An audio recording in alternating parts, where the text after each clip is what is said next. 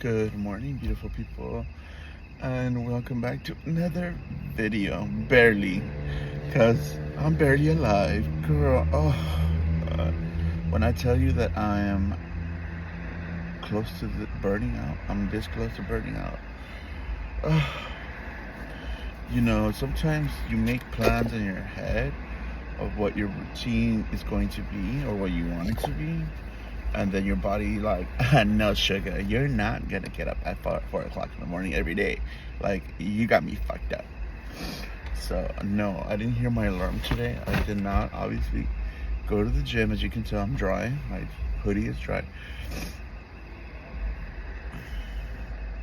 Yeah, we'll talk about that. So we're gonna be talking about burnout, but can we talk about this, how this skin healed?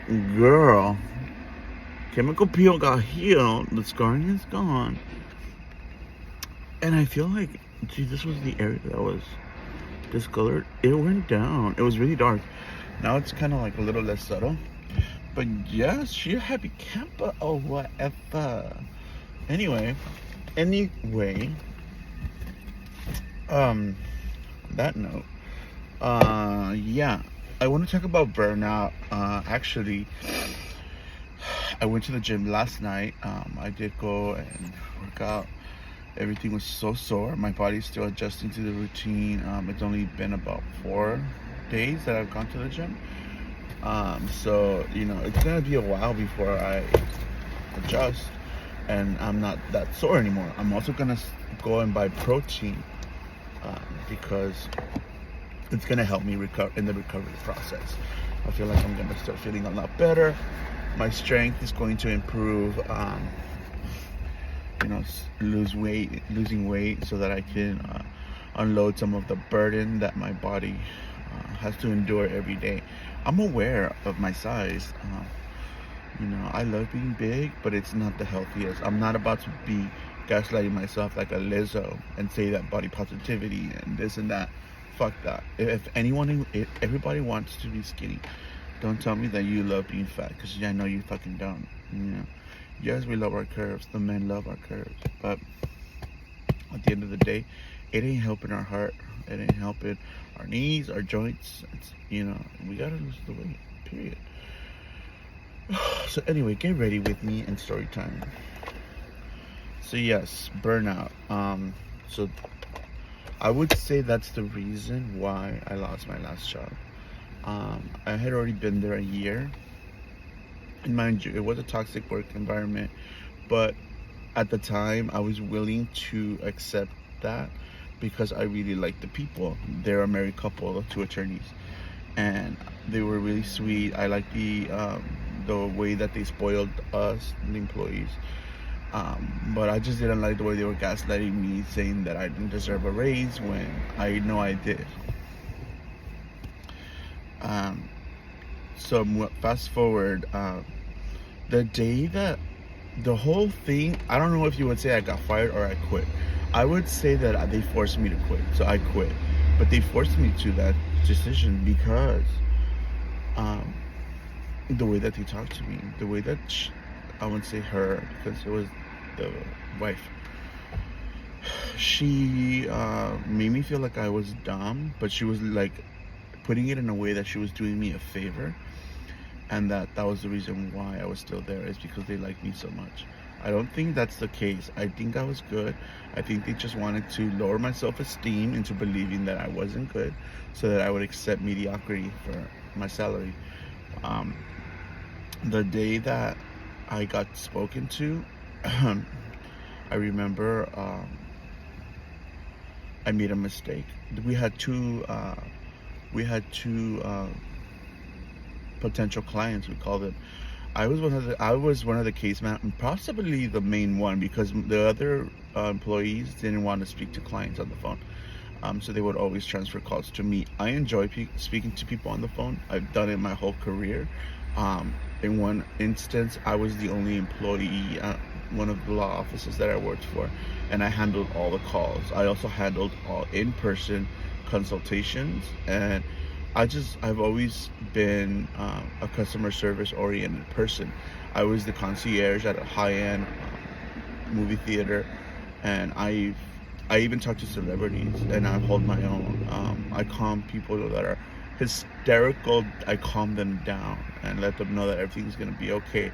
I'm like the customer whisperer, if you could say, okay, because I could take a client that was really upset, and they would come back to me after, they calmed down, and they would apologize, and they would say, hey, you were great, like, thank you for tolerating my behavior. It was unacceptable. I'm sorry that I treated you that way. And I would always be like, hey, we all have those days. Don't worry about it.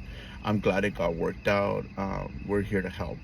And that's what you do. You don't argue with them. You take it. As I told you in my previous video, I'm used to being shitted on, okay?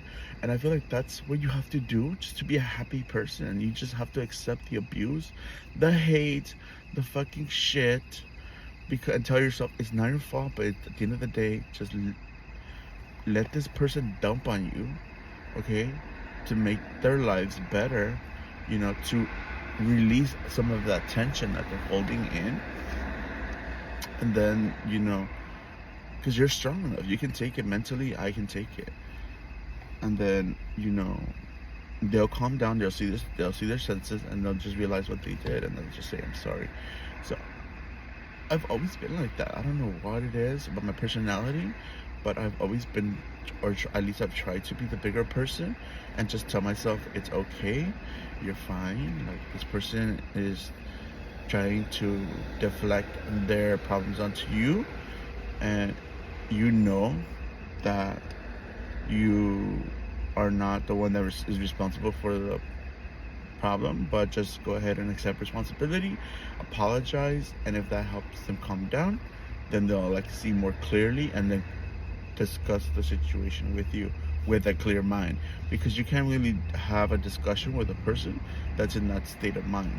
You have to calm them down first and then re-engage. So anyway, the day that I made a mistake, we had two potential clients that called.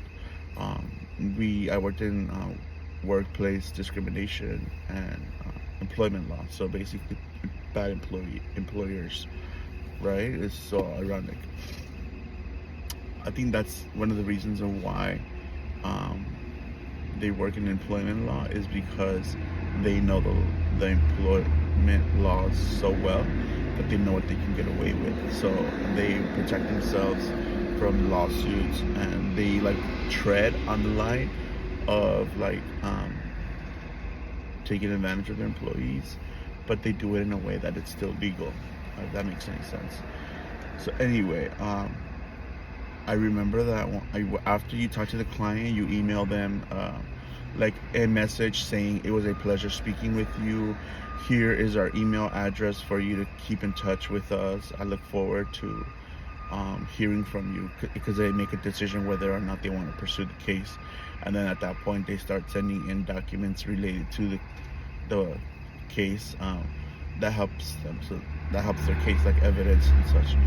So I remember that the two clients that called had similar names. I think it was let's say James Doe and John Doe. So I was so tired that day because I had gone to the gym the previous night, and I came home and I couldn't sleep. I remember that, I don't want to get into this portion, but I'm not getting into it. For reasons unspecified, I really couldn't sleep, so I didn't go to sleep till 1. But I remember at that time I was waking up at 4:30 in the morning every day to make it to the gym at 5, because my gym opened at 5. The gym that I went to at that time opened at 5.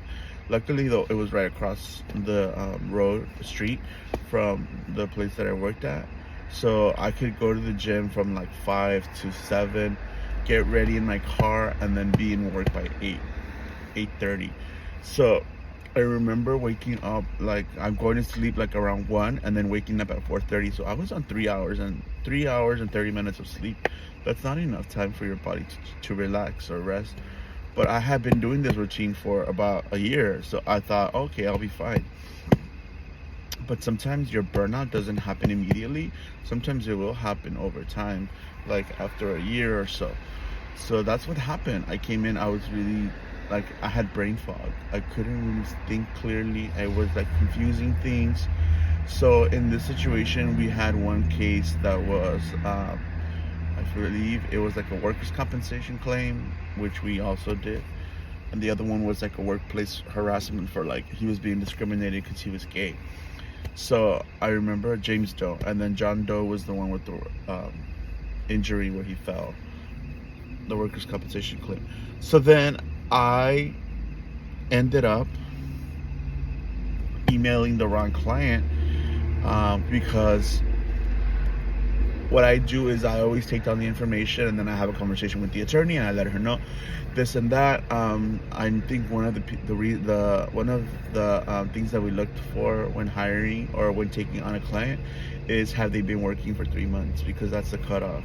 I think I discussed this in another video, where I let you know that the employer that I was working for fired employees after 3 months. Excuse me, 6 months. Yeah, no, 6 months. Yeah, 6 months. 6 months. So, because after 6 months, they qualify for a claim, a workers' compensation claim, and you know, so at that point we can move forward. But if they don't have the 6 months, requirement, then we can't help them. So then I remember that I was still learning at the time, so she asked me, has this person been working there for 6 months? And I said, no, I'm bringing it up to your attention because I don't think we can move forward with representation for John Doe. And then she's like, you're correct. Please email John Doe and let him know that I'm sorry, but for reasons, we are not able to take you on as a client. This does not mean you don't have a case. Here's some other attorneys that could possibly help you. And we give them a list of like references for us to refer them to, because for whatever reason she just doesn't want to take them in this instance because they didn't have the 6 months.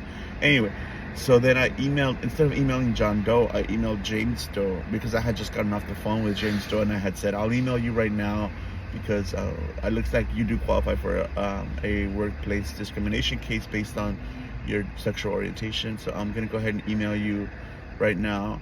But instead of emailing him like James Doe, like our email address and letting him know that I'll keep in touch with him, I mistakenly sent him James Doe's email, where I said, I'm sorry, we can't help you. And then she caught it and she was like, she called me because we had phones, and she called me, she's like, you just emailed the wrong client.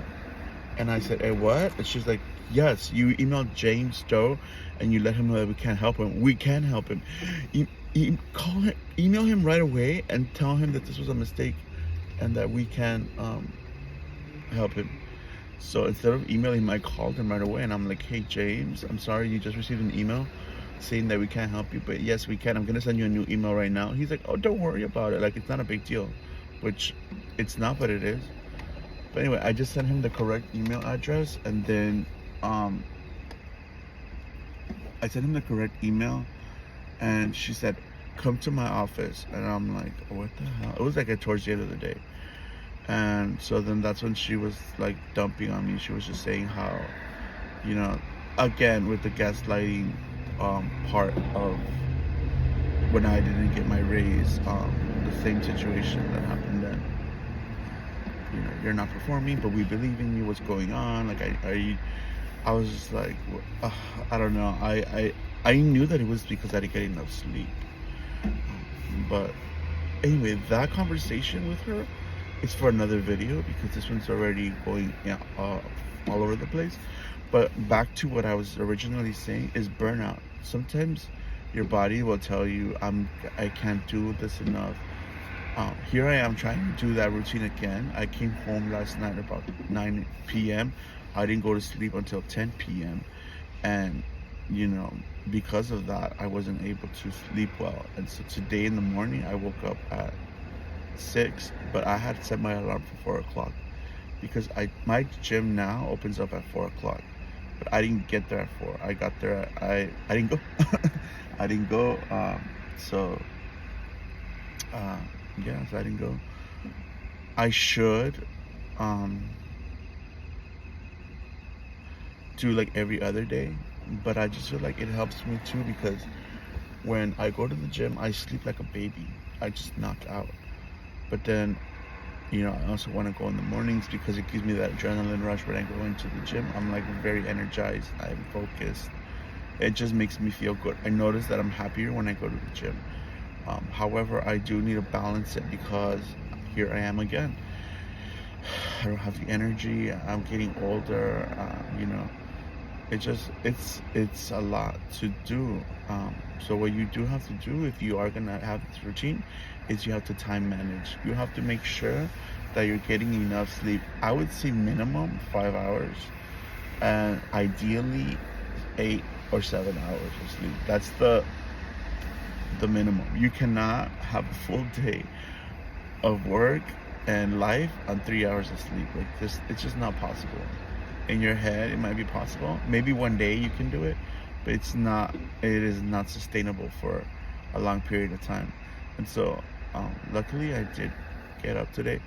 I also parked in front of my neighbors. My neighbor is a bit there. I live in a on a block of like all businesses. There's an income place, there is a mechanic shop, there's a tire shop, and then there's like a little grocery store. The little grocery store has like a 10-minute parking.